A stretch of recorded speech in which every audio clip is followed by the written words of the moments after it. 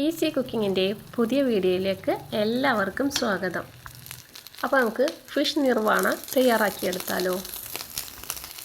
ചൂടായ ചട്ടിയിലോട്ട് ആവശ്യത്തിനുള്ള വെളിച്ചെണ്ണ ഒഴിച്ചു കൊടുക്കാം. എന്നിട്ട് നമുക്ക് ഉപ്പും മഞ്ഞൾപ്പൊടിയും മുളക് പൊടിയും കൂടെ ചേർത്ത് മസാല പുരട്ടി വെച്ച ആവോലി മീൻ ഒന്ന് വല്ലാതെ മുരിയാത്ത വിധത്തിൽ ഫ്രൈ ചെയ്തെടുക്കാം. ഇനി നമുക്ക് മീനിൻ്റെ ഒരു വശം തിരിച്ചിട്ട് കൊടുക്കാം. ഈ രീതിയിൽ തന്നെ മറുവശവും ഒന്ന് ഫ്രൈ ആയി വരട്ടെ. എന്നിട്ട് നമുക്കിതൊന്ന് ചട്ടിയിൽ നിന്ന് മാറ്റി വെക്കാം. ഇപ്പോൾ നമ്മുടെ മീൻ തയ്യാറായി വന്നിട്ടുണ്ട്. ഇനി മറ്റൊരു ചട്ടിയിലോട്ട് ഒരു കഷ്ണം വാഴയില കഴുകി വെച്ച് കൊടുത്തിട്ടുണ്ട്. അതിലോട്ട് നമുക്ക് പൊരിച്ചെടുത്തിരിക്കുന്ന മീൻ ചേർത്ത് കൊടുക്കാം. എന്നിട്ട് പൊരിച്ചെടുത്ത ആ വെളിച്ചെണ്ണ ഉണ്ടല്ലോ, നല്ല മീനിൻ്റെ സ്മെല്ലുള്ള വെളിച്ചെണ്ണ തന്നെയാണ്. അതൊന്ന് ഈ മീനിൻ്റെ മുകളിലോട്ടായിട്ട് നമുക്കൊന്ന് ഒഴിച്ചു കൊടുക്കാം. ഇനി ഇതിലേക്ക് വേണ്ടിയിട്ട് നല്ല കട്ടിയുള്ള തേങ്ങാപ്പാൽ എടുത്തിട്ടുണ്ട്. അധികം വെള്ളം ചേർക്കാതെ പിഴിഞ്ഞെടുത്തിട്ടുള്ള 1 കപ്പ് തേങ്ങാപ്പാൽ. അതിൽ നിന്ന് പകുതി ഭാഗം ഇപ്പോൾ ഒഴിച്ചു കൊടുക്കുന്നുണ്ട്. ഏകദേശം നന്നായി ഒന്ന് ചൂടായി വരുമ്പോൾ നമ്മുടെ തേങ്ങാപ്പാലൊക്കെ ഒന്ന് കുറുകി വരുന്ന സമയം ബാക്കിയും കൂടെ നമുക്ക് ചേർത്ത് കൊടുക്കാം.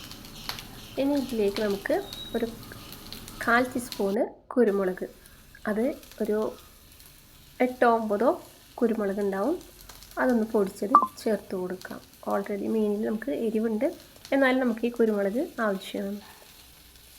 3 അല്ലി വലിയ അല്ലി വെളുത്തുള്ളി ചെറുതായി നടു ചീവിയെടുത്തത്, അതും കൂടെ ഈ തേങ്ങാപ്പാലിലോട്ട് ഇട്ട് കൊടുക്കാം. 2 പച്ചമുളകും കുറച്ച് കറിവേപ്പിലയും കൂടെ ചേർത്ത് കൊടുക്കാം.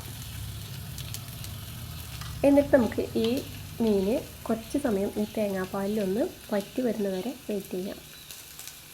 ഒരു തേങ്ങാപ്പാലിൽ കുറച്ചും കൂടെ ബാക്കിയുണ്ട്. നമ്മളിത് എടുത്ത ഇല കുറച്ച് ചെറുതായതുകൊണ്ട് തന്നെ അത് കുറച്ചായിട്ടാണ് ഇവിടെ ചേർത്ത് കൊടുക്കുന്നത്. ഒരല്പം വലിപ്പമുള്ള ഇലയാണെങ്കിൽ നമുക്കത് ഒന്നിച്ച് തന്നെ ഒഴിച്ചു കൊടുക്കാവുന്നതാണ്.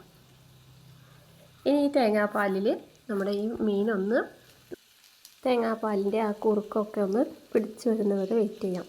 ഒരുപാട് സമയമൊന്നും എടുക്കില്ല. തേങ്ങാപ്പാൽ തിളക്കുന്നതിനനുസരിച്ചിട്ട് കുറുകി വരും. ഇപ്പോൾ ഇതാ കുറച്ച് എണ്ണയൊക്കെ തെളിഞ്ഞ് വന്നിട്ടുണ്ട്. അപ്പോൾ നമ്മുടെ വീഡിയോ കണ്ട് ഇഷ്ടപ്പെട്ടെങ്കിൽ ലൈക്ക് ചെയ്യുക, ഷെയർ ചെയ്യുക, സബ്സ്ക്രൈബ് ചെയ്യുക. തൊട്ടടുത്ത് കാണുന്ന ബെല്ലൈക്കൻ കൂടി ഒന്ന് ക്ലിക്ക് ചെയ്ത് തന്നെ സപ്പോർട്ട് ചെയ്യുക. അപ്പോൾ നല്ല എണ്ണയൊക്കെ തെളിഞ്ഞ് നമ്മുടെ ചാറൊക്കെ കുറുകി വന്നിട്ടുണ്ട്. നല്ല അടിപൊളി ടേസ്റ്റാണ്. നമുക്ക് ചോറിൻ്റെ കൂടെ ഒന്നല്ല, നമുക്ക് ചായ, അപ്പം അതിൻ്റെ കൂടെയൊക്കെ കഴിക്കാൻ പറ്റുന്ന ഒരു അടിപൊളി ഒരു റെസിപ്പി തന്നെയാണ് കേട്ടോ നമ്മുടെ ഫിഷ് നിർവാണ. അപ്പോൾ ഇനി നമുക്ക് തീ ഓഫ് ചെയ്യാം. കണ്ടില്ലേ, നമ്മുടെ കറിയൊക്കെ നന്നായി കുറുകി വന്നിട്ടുണ്ട്. ഇനി നമുക്കിത് പാത്രത്തിലോട്ട് മാറ്റിയെടുക്കാം. ഞാൻ ആ ഇല പൊട്ടാതെ ആ ഇലയോട് കൂടെ തന്നെയാണ് പ്ലേറ്റിലോട്ട് എടുത്ത് വെച്ചിട്ടുള്ളത്. ഇപ്പോൾ തന്നെ വായിൽ നല്ല വെള്ളം വരുന്നുണ്ട്.